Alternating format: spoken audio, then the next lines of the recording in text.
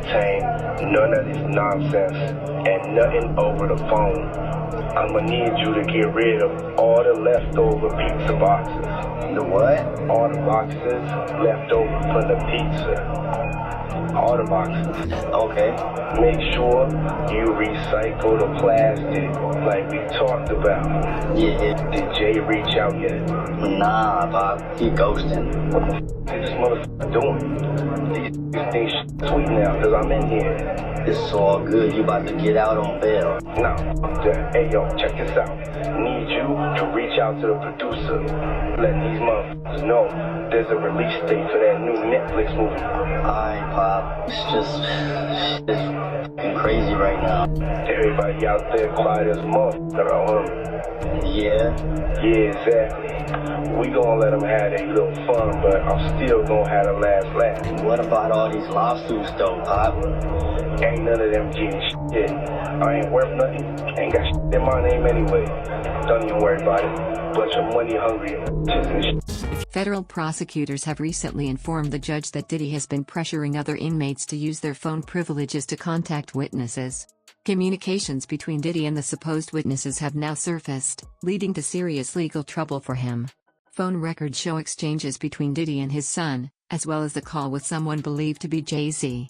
Now, I bet you want to know why Jay-Z and Beyonce's name keep popping up around the whole Diddy thing. Well, that's why I'm here. Now, first thing you gotta know is when somebody like Diddy gets taken down, things always start out as a rumor. Diddy has had rumors floating around for like decades. Well, Jay-Z had a problem. He's right there in the corner, by the way. Jay-Z has had a few rumors himself, but more like speculation. People see Jay-Z in a picture of R. Kelly, they're like, I guess they both make music. Then Jay-Z with Harvey Weinstein. People are like, oh, I guess they both do business. Then, of course, Jay-Z with Diddy. Now, hold on. Here's the thing. Jay-Z and Diddy go way back. Like back to the days when they were both coming up. So you could say they might just have a lot of respect for each other. But on the other hand, people are like, well, if you've known each other that long, Jay-Z, you must have known what Diddy was on. But Jay-Z has always had a history of keeping quiet, which brings us to Aaliyah. Now, I'm sure y'all remember R. Kelly dated Aaliyah when she literally needed her parents' permission slip to get married. Now, if I remember correctly, her parents got the permission slip and said, marry who? And that's how this whole thing got exposed. Now, a lot of people in the industry actually knew about this relationship because they would work with R. Kelly. They would be in the studio with R. Kelly. Now, according to Dame Dash, who listened closely, was Jay-Z's first business partner and also dated Aaliyah when she was 21. He said this is how it went. He said he didn't want anything to do with R. Kelly because everyone knew what type of timing R. Kelly was on. He looks over at Jay-Z and Jay-Z's out here creating collab albums with R. Kelly. But then he saw why. For starters, everyone had a crush on Aaliyah. People were waiting down the clock until she turned 18. But Jay-Z decided to get a head start. Now, there was absolutely no proof that Jay-Z went after Aaliyah, but people were like, let me see another picture. But apparently Jay-Z wasn't successful and Dame Dash started dating her when she was 21. Now, what does this all have to do with Diddy? It's the secrets. It's the, like what happened to Diddy, making people wonder. Nas came out, well, he technically didn't come out and say this, but while he was having his legendary beef with Jay-Z, he's doing a radio interview and he's saying, it's weird that Jay-Z be working with people that need a permission slip to marry somebody, R. Kelly. But again, rumors, kind of like what was happening to Diddy.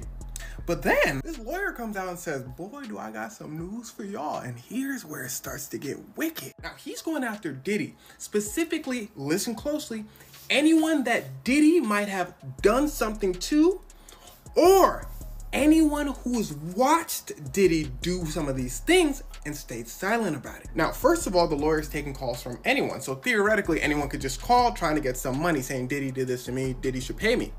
But in the lawyer's defense, I'm sure he's looking for people with proof. Honestly, I don't know him. He could be trash. Anyway, what he said next is what got people interested. He said, and I got some names. He said some wild names, some names that will blow your mind. He's selling this. He said, yo, y'all finna wild out when you hear these names. I'm not gonna say it now, but y'all finna wild out. So people are like, Now, in Beyonce's case, it's just because she's married to Jay-Z and she's been in the industry for like 20 years. People are like, you must have known something, but that's all people have. Now, in Jay-Z's defense, he's famously all about the money. As far as we've seen, he's always been around Diddy for like a public event or when money's involved. And the same could be said for all the other people he was around. Prosecutors allege that Diddy used special apps to hide the identities of those he was calling. He also contacted family members to have them add other people to the calls, making it impossible to confirm who else was involved. During these calls, Diddy used coded language and instructed his associates to destroy the evidence. The call between Diddy and Jay-Z is particularly damaging as Diddy names everyone involved, including Oprah, Jay-Z, and Ellen DeGeneres, suggesting they are all complicit in keeping the situation quiet. Hello, Sean Diddy Combs. How are you? I'm doing great. How you doing? I'm doing fantastic, thank you. Do you like being scared? I'm not going to scare you. Yeah, don't do that. No, I know. I'm not going to do it. I have to thank you because the last time you were here, you turned me on to Twitter. I knew nothing about Twitter, yes. And now it is so much fun. I'm playing so many games, yes. and I get to give things away and help people out. Yeah, you get to connect to the people. You get to make sure that they know that you care about them, and it's also you get to hear how they feeling about certain situations. And you get the news quicker than the news gives it to you. Yeah, no, it's great. So tell me about your birthday party. Am I invited? Yes. Yes, you're definitely invited. I invite you to all my parties. You just haven't seemed to show up to No, well, is it on the East Coast? Yes. Well, that's why. Why don't you have one here on the West Coast? Because I work all the time. Okay, well, maybe I have one at your house. Where's that? Now, what time would your party start, let's say? Like 9:30. Really? That early? Yeah. I could make that. Yeah. But I could think of you of starting a party at like midnight. Like, what time will it go till? That's a different type of party, though. Uh-huh. No, it'll go from like 9:30 to like maybe 3 o'clock, 3 o'clock. And then, you know, we have the top 2 floors of the hotel. You know? And then it will carry on there? Yeah, yeah. Then no, I mean the after party. No, I know about them. I'll listen to the music. I've heard that song, After Party. But that was at the Holiday Inn, I think. All right, so, and how old are your kids now? How many kids do you have? I have 6. 6, and how old are they now? Court documents obtained by the media provide a detailed account of Diddy's involvement in blackmail and witness tampering. Some victims of these threats reported them to the authorities, which led to Diddy being denied bail. As a result of these threats, the judge ruled that Diddy will not be eligible for bail in the future. I'm Ken Whitworth here in Los Angeles, and we have breaking news right now on ABC News Live. A judge has denied bail for Sean Diddy Combs. Of course, this was the hip-hop mogul's latest bid for freedom as he remains in federal jail for his racketeering and sex trafficking case. The producer and rapper has pleaded not guilty to racketeering, conspiracy, sex trafficking, and prostitution charges. Combs was previously denied bail back in September as well. For more on this, I'm going to bring in ABC News legal contributor Shauna Lloyd, who's joining us on the phone, as well as ABC News contributor and SiriusXM radio host Mike Muse for more on this. So I'm glad to have you both here with us. So first of all, Shauna, let's jump here to you because I'm curious at all if you're surprised by this ruling from the judge here again to deny bail to Sean Diddy Combs. No, I'm not surprised by the ruling because, as she cited in her order, there are very serious allegations about the danger that he potentially poses to other witnesses and the public at large. There are allegations that he has, been violent with others. He's also attempted to allegedly intimidate other witnesses and still contact witnesses while incarcerated, despite having an order that says he's not supposed to.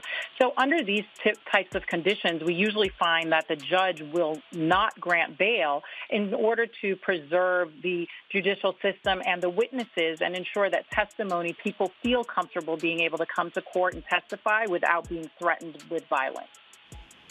And that's part of exactly what the judge is saying, that no condition or combination of conditions will reasonably assure the safety of the community. I mean, Mike Muse, that is quite a statement here when someone is trying to get out on bail, noting that his defense lawyer said let him out on bail. He would be in his 3-bedroom apartment right in New York and that he would be monitored at all times. And the judge just not buying it. Not buying it at all, Kana. And safety can mean a couple different things. Safety just doesn't mean free from harm of violence.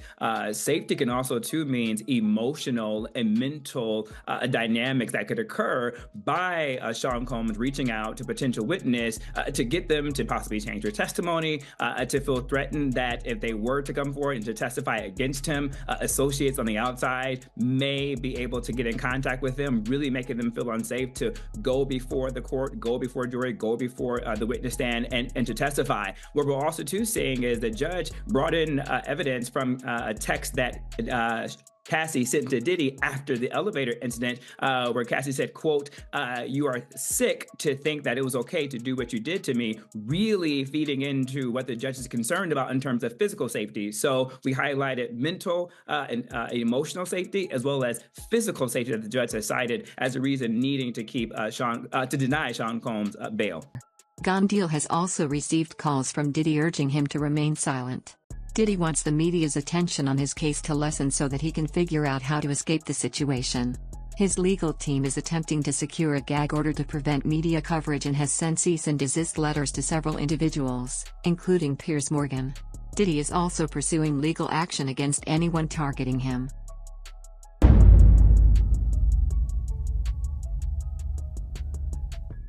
From your point of view, because I know you heard the statement that, you know, Jay lawyer came out with about how he wasn't really friends with Diddy. From your point of view, was they really friends or no? How close was Diddy and Jay-Z?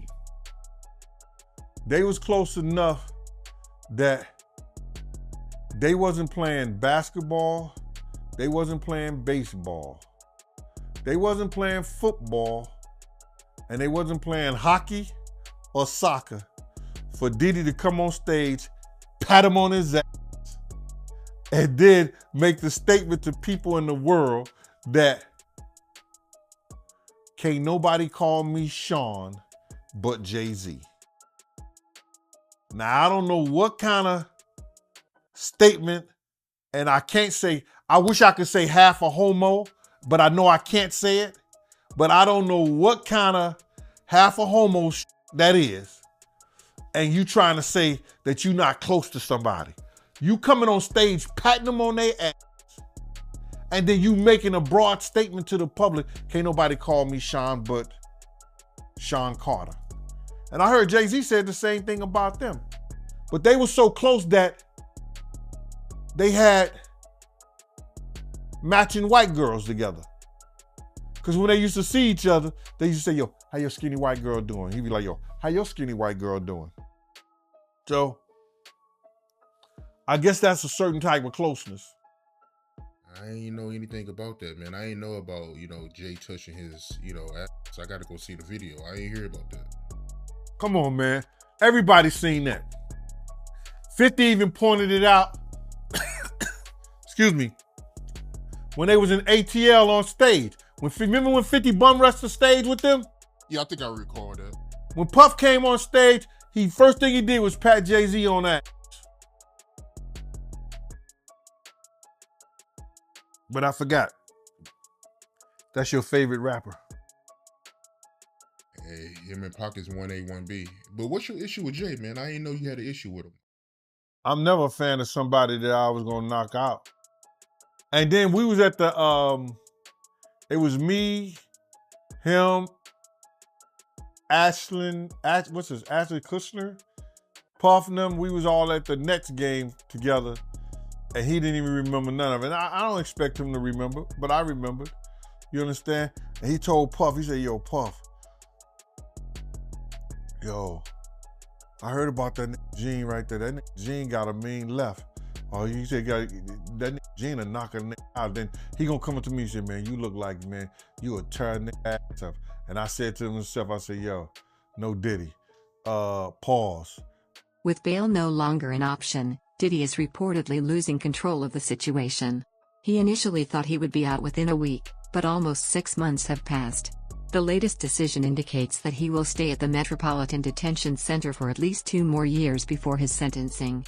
The gravity of the situation is reportedly affecting Diddy, with inmates claiming he is feeling depressed. He was recently found crying and shouting, asking guards to release him. Diddy never expected to end up behind bars, especially after publicly admitting to his actions. Just weeks before his arrest, he was even awarded the key to the city of New York. It's now been 1 week since the arrest of Sean Diddy Combs. Diddy is now at the Metropolitan Detention Center in Brooklyn, a place that's been described as hell on earth. Fox 5's Lisa Evers is at MDC right now on Diddy's life behind bars. Lisa, what are you finding out tonight? Well, Natasha and Steve, for the first time in his life, Sean Diddy Combs has spent a week behind bars. He's here inside MDC, where he's been since his arrest on Monday night on federal sex trafficking and other charges, to all of which he's pleaded not guilty. There's no VIP section, there is no concierge, only conmen, killers, and kingpins. MDC is so bad, federal judges have questioned the harsh conditions for those here awaiting trial. So bad, I was here 2 years ago during a cold spell, reporting on detainees with no heat, pounding on windows for help. There was even a congressional inquiry. But take the word of a former inmate I spoke with who goes by Esco. It's terrible. The food is terrible. Of course, the inmates are terrible. The guards are terrible. The conditions are terrible. It's just terrible. The inmates that you're surrounded around, just in general, a lot of them are brought up on pretty heavy federal indictments, right? So just in terms of the atmosphere there, it's just certainly one that no one wants to be in. Combs was placed in a special housing unit and on suicide watch, the standard protocol for high-profile celebrity detainees. The disgraced mogul was denied bail by 2 separate judges. His attorney, Mark Agnifilo, asked the court to transfer him to the federal detention section at the Essex County Jail, but the judge deferred to the Bureau of Prisons. Federal trial attorney Philip Hamilton says lockdown can mean a lot less time to prepare your defense. In terms of fighting their case, it just makes it all the more difficult, because now in terms of you being able to communicate with your attorney, you are at the realms of just what's going on with respect to the facility. Is it on lockdown? Is the facility letting visitors in? Detainees on suicide watch wear tearaway paper hospital-style garments and rubber shower shoes. The isolation may be the worst part for Combs. It's being done for his protection in the violence-prone facility. He will have no bunkie. He's probably not going to have any contact with any other inmates. So for him, it's going to be a little different than for a person like me, where I will go in, I will go through process and intake, and then they'll assign me a cell, and I'll have a bunkie or a cellmate, and I'll be in population. For him to be able to get out at this point, it just doesn't look good. Now, we reached out to Combs' attorney but did not get a response. We also reached out to the Bureau of Prisons. They confirmed to us that Combs is in fact detained here at MDC. A former warden at the MDC has shared details about the conditions Diddy is facing.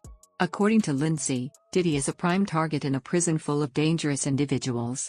The MDC is described as a hell on earth for people like Diddy. No matter where he is sent, he will remain a target, as those convicted of child molestation rarely survive long in prison.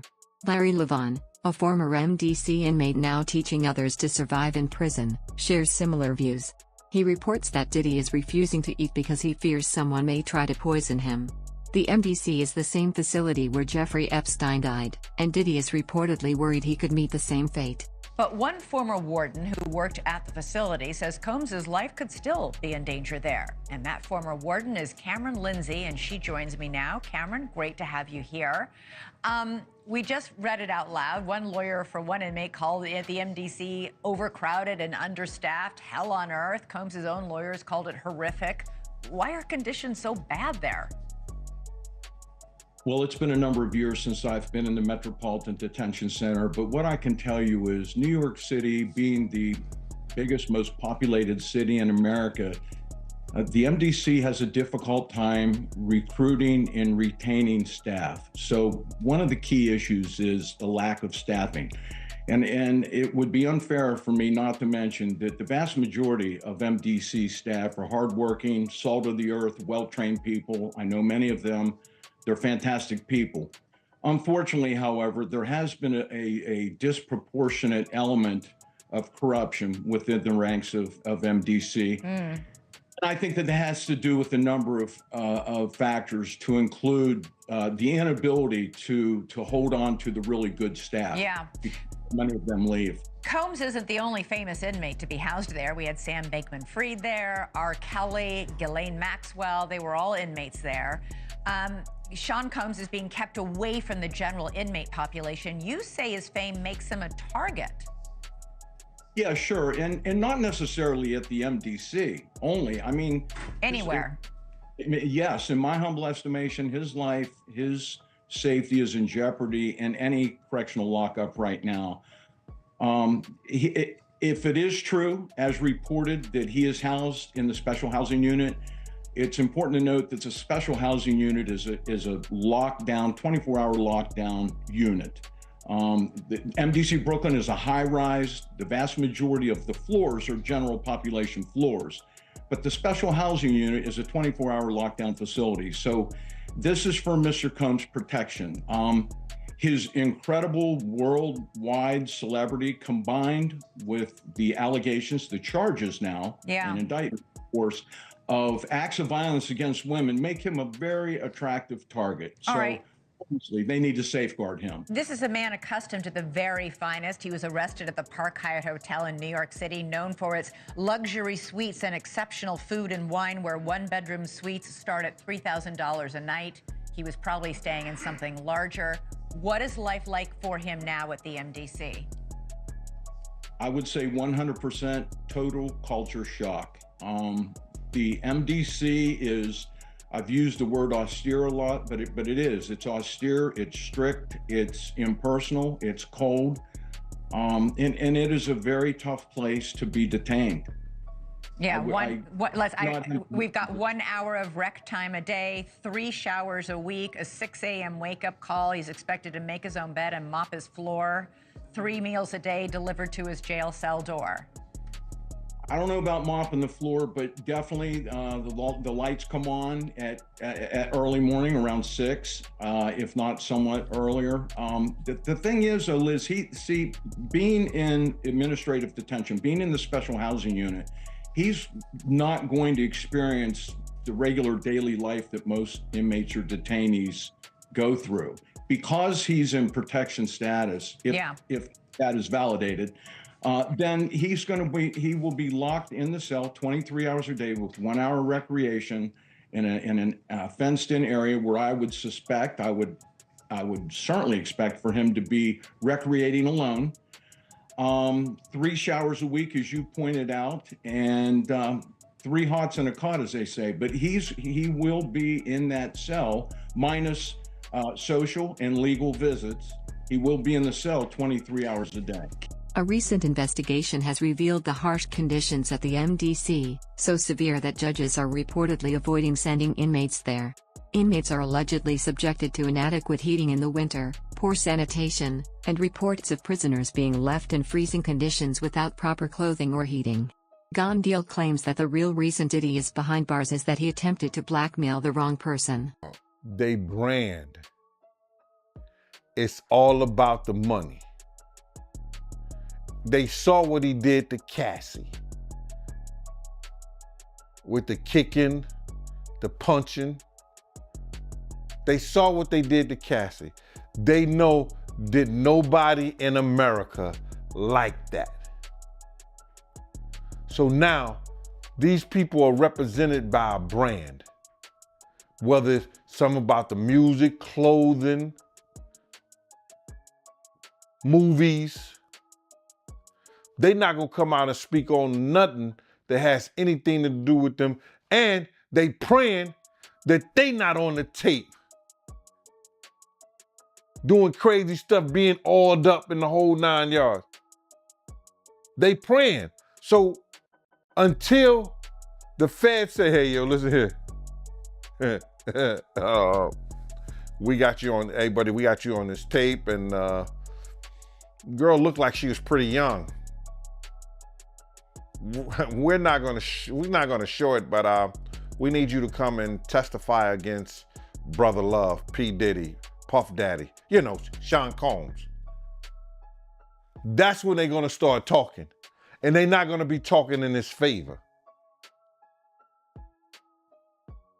When the feds come to them and show them what they got on tape, because if he had 250 tapes all over, 250 cameras all over the house, somebody got caught stealing a cookie out the cookie jar. It could be your favorite pastor. It could be your favorite politician. But they didn't think they was being watched. And Brother Love was watching. Yeah, I mean, TD Jakes, he haven't even came out and said anything. And him and Diddy was real cool. Amen. Amen. Yeah, man. And I know the people in the congregation over there is shaking in their boots because this man then led them probably, allegedly probably led them to damnation because those people's hearts are going to be broken if that man is seen on those tapes doing anything. Because people always put their faith in the pastor instead of putting their faith in God. And what they need to do is understand that he's just a man. And he has a history. It's not looking too good for him. Diddy had a reputation for trying to blackmail powerful figures, a tactic that helped him build his billion-dollar business empire. Now, some of the most influential celebrities, politicians, athletes, and even royals are reportedly turning against him. As the case continues, it's clear that Diddy's legal troubles are far from over. With mounting evidence, denied bail, and increasing pressure from prosecutors and the media, his future remains uncertain. Will he be able to escape the consequences, or is this just the start of a much larger downfall? Share your thoughts in the comments.